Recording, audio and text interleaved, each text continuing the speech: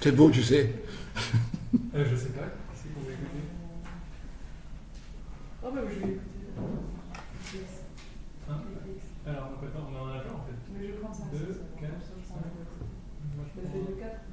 Et 10 au plus. You'll have to bear with me tonight if I sound a bit unstructured, but I didn't know I was making a speech tonight, so I shall improvise something on the hoof. On the hoof is always improvised, of course. Anyway, so I thought I'd talk a little bit about mutually assured destruction and the NPT, which is the Non-proliferation Treaty. So basically nuclear proliferation and the threat which currently is posed by nuclear proliferation to the world as we know it, especially with the arrival of Trump in power, because as you know, one of his many cretinous assertions is that he wants to have more nuclear weapons and not fewer nuclear weapons. So everyone's a bit worried. Everyone's also a little bit worried at NATO because, of course, Trump has said that NATO is obsolete, so we're all wondering whether the US will be withdrawing from NATO and taking with them 70% of NATO's funding, which means NATO will have to close down before we move into our new headquarters, which is very upsetting for all of us. Anyway, to come back to non-proliferation and proliferation and the various treaties and the arms control regimes, it's a really, really complex world. I don't know whether any of you know much about it. We work a lot in that, obviously, where I work, and in Geneva there are constant meetings every single day of the year, and have been for the last 25 or 30 years, on the various treaties like the START Treaty, which START being, as you probably know, Strategic Arms Reduction Treaty, and the Non-proliferation Treaty, because the whole desire of the civilized world for about the last 50 years since nuclear weapons were invented at Los Alamos during the Second World War has been to minimise the danger of there being complete destruction of the planet through an uncontrolled use of nuclear weaponry. One of the things that always amuses me, actually, in a strange, bizarre way at NATO, is that when we have demonstrators who demonstrate outside NATO headquarters, people from the Gaia movement and various peace movements, or CND being a lot less important than it used to be back when I was a youngster, they always centre on nuclear weapons, and they're always obsessed by nuclear weapons, which I suppose is a healthy thing to be, because nuclear weapons are a very bad thing. But what they don't realise is that nuclear weapons are always controlled by the Possessor states. Now, the Possessor states, there are 3 of them within NATO. I'm sure you can name them just as well as I can: France, the UK, and the USA. In total in the world, there are probably 9 nuclear Possessor states. Possibly more than that, because we don't know about Israel, for example. Everyone thinks Israel has nuclear weapons, but Israel hasn't officially said so. Pakistan, India we know about, China we know about, Russia we know about. There are countries like Kazakhstan that have many nuclear weapons on their soil, but aren't actually nuclear possessor states, because they don't actually have the authority or the desire to possibly use those nuclear weapons. So turning now to the use of nuclear weapons, if any of you have seen the film Dr. Strangelove, which I show to my students every year, you'll realise that the whole doctrine behind the use of nuclear weapons is one of, you might say, intimidation, if you like. The idea is to intimidate your possible enemy into being too frightened to attack you because the reprisals will be too massive to contemplate. Which is the idea behind deterrence. Deterrence itself is a very complex thing. It's like a game of double bluff. It's like playing poker. You know, will you actually do what you threaten you're going to do if you get attacked by your enemy? Does the enemy believe that will be the case? How do you make him believe that? Certainly, it's hard to do if, for example, like the Western nuclear states, you refuse the doctrine of first use. Now, the doctrine of first use is saying we will use nuclear weapons preemptively before our aggressor does, before the enemy does. Now, if you say we will never ever use nuclear weapons first, it does tend to damage your credibility if you want to deter the enemy, because they will rub their hands and say, well, in that case we can strike first, and they won't be able to get their strike in retaliation. So then you have the whole concept which George W. Bush brought in of preemptive retaliation, which is a complete misnomer, as Bernard would say, and is illogical because you can't preempt deterrence. Deterrence comes afterwards. Anyway, to come back to the story of Dr. Strangelove, you may or may not know the film, and you may or may not realise that in this case the Russians, or the Soviets at the time, created what they call a doomsday machine. I hope you enjoy finding a translation for doomsday machine. It isn't that hard. And the idea was that the doomsday machine would be triggered automatically by any nuclear strike on Soviet soil. So therefore they were taking out the human equation, the human element in the equation, which meant the idea was that the Americans would look at the Soviet Union and say, well, if we fire nuclear weapons against the Soviet Union, and there is an automatic machine which will then launch reprisal strikes against our nation, then we can't bargain or gamble on there being a hesitation by the people in power, or there being a first secretary of the Communist Party who is a reasonable man and won't dare press the nuclear button. So the idea behind that is perfectly logical. So if you want to deter your enemy and your reprisal will be automatic, then surely that's good logic. It's a bit scary when you consider that the USA, for example, and Russia between them have the ability to destroy the world probably 3,800 times over, which is quite a lot. And all the reduction treaties, the START 1 and START 2 and the NPT, all the treaties negotiated in Geneva and followed up on by umpteen organisations throughout the world, including NATO, have only had the effect of diminishing the nuclear arsenal by about 1/3, which is pretty Christmas, because if you say we have more than 3,000 times the nuclear weapons we require to destroy the world, taking 1/3 of that away makes no actual difference. It looks good to the public, and you can say we are reducing nuclear weapons stocks, but it doesn't actually make any difference because the world will still be destroyed. So that's all a bit crazy. Anyway, to come back now to the idea which I launched right at the beginning of my talk, which was that of mutually assured destruction. MAD, the doctrine is being called MAD, which is a very good and apt way of calling this doctrine. It relies on the fact that you can launch your nuclear weapons rapidly. It also relies on the fact that whatever happens to your country, you can still launch them. Because if your country's nuclear stores, or stock, I beg your pardon, could be destroyed by an enemy, then there'd be no more deterrence. So the nuclear weapons have to be safe somewhere, and they have to be fireable, launchable, whatever the circumstances, even if, for example, the centre of power in the country concerned has been destroyed.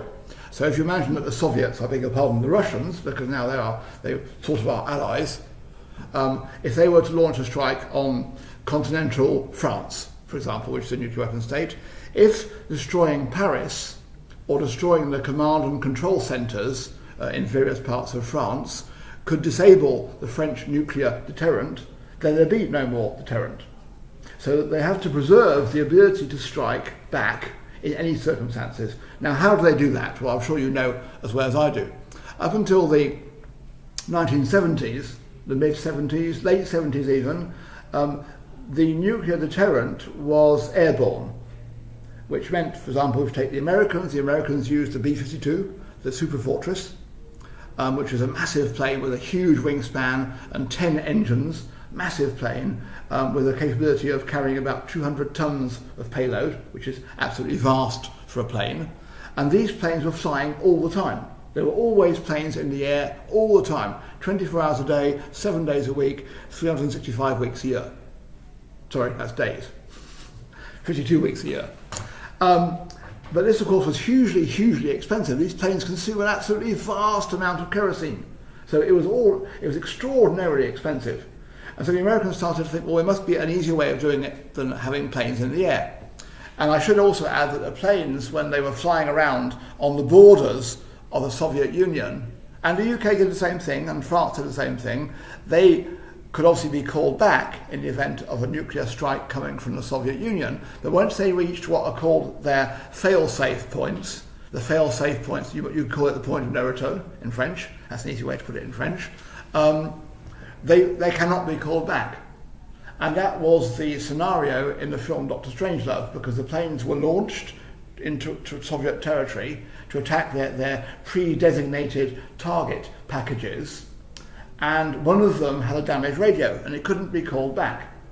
So the Americans, desperately trying to avoid a Third World War, actually gave the location of the planes with the damaged radios to the Soviets so they could shoot them down, thereby showing they hoped that they were not trying to destroy the Soviet Union, but it was a mistake.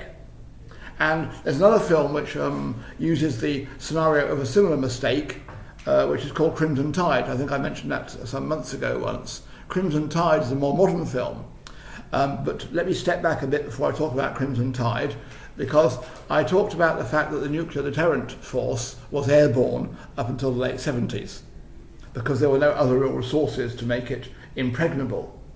When the Western countries managed to build enough nuclear-powered submarines, then they moved the deterrent to be submarine-based, which is much better. First of all, it's cheaper, because a nuclear-powered submarine doesn't cost a great deal to keep at sea, because it's nuclear-powered. And secondly, it's even more impregnable because the submarine is basically invisible. So no one knows at any given time, except for the state possessing the submarines, where those nuclear submarines are cruising around. The UK has 3, France has 5, I think. The Americans have about 20. The Russians have somewhere around 20 as well. And there'll always be 1 or 2 or 5 of these nuclear submarines at sea at any given time, which is a much, much better deterrent from the point of view of the state deploying the submarines, because they can't be detected easily. Because you probably know that modern submarines are extremely quiet acoustically. And the whole idea of having a stealthy submarine is to avoid detection. So, coming back to the second film I wanted to mention, Crimson Tide, which was based on a scenario of another mistake. Dr. Strangelove, one mistake, because the radio was destroyed in this plane that was going to attack Soviet territory. In Crimson Tide, there was actually a mistake in the protocols. Obviously, you have to have very strict weapons release protocols to make sure people don't send the weapons off by mistake, which would be a bit of a shame, to say the least. For example, in nuclear submarines, there's always 2 people have to have a key, which they have to actually physically put into the arming part of the submarine to arm the weapons, and they have to agree and each bring their key and physically turn the key. That would be the captain in the submarine and the XO being the executive officer, the number 2.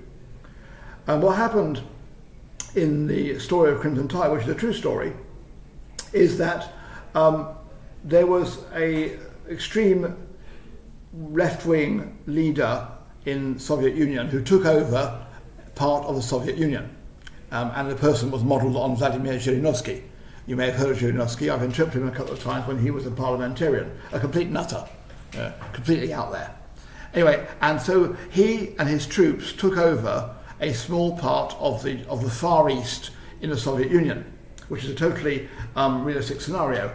And in that part of the Soviet Union, there were various missile silos.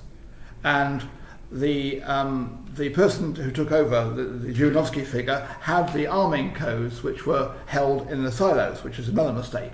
That's a mistake on the Soviet side. Having the launch codes in the same place as the missiles is a bit scary. They should be, it's like having your PIN code written on your bank card, the same sort of thing. So he started to arm the missiles, to fuel them, which is a sign that he's arming the missiles. And the American satellites detected that the missiles were being fueled, ready for launch.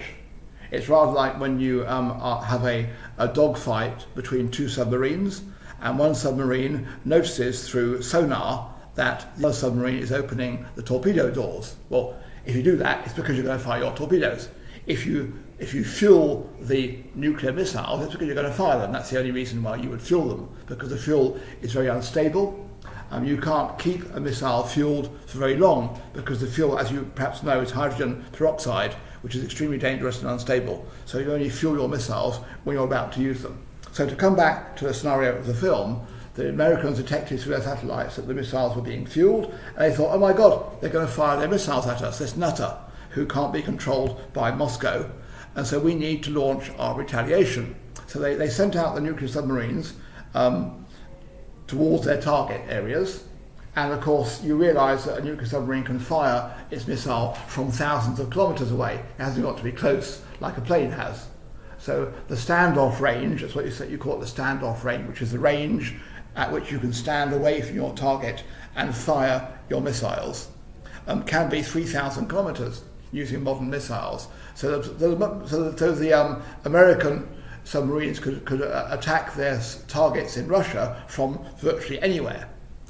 And one of the submarines was engaged by a Russian submarine, because the countries were virtually at war. It was almost a situation of war. And so the captain of the Russian submarine took it upon himself to attack one of the American missile submarines.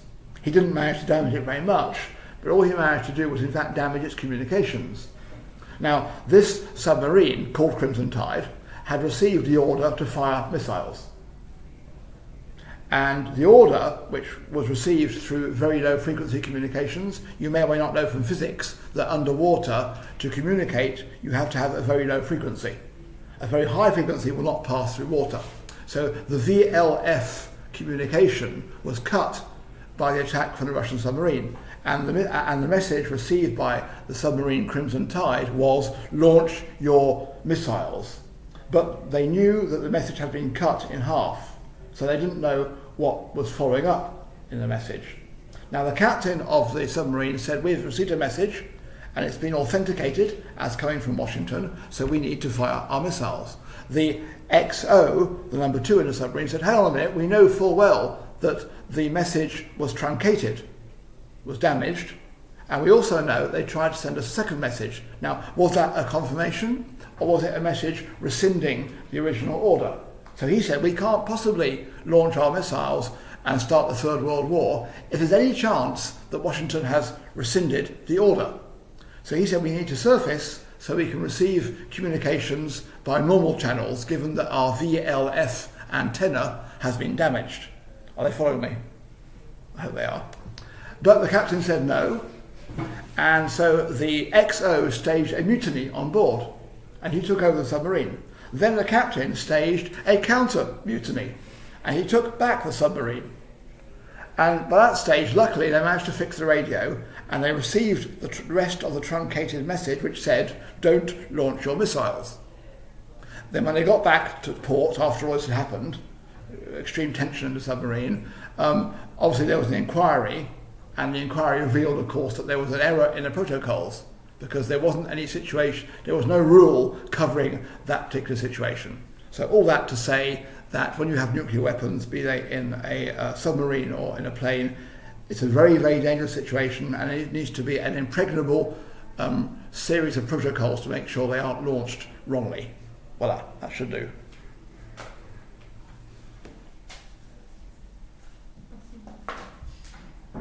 C'est toi l'arme de destruction aussi. Comment j'arrête ça? Stop.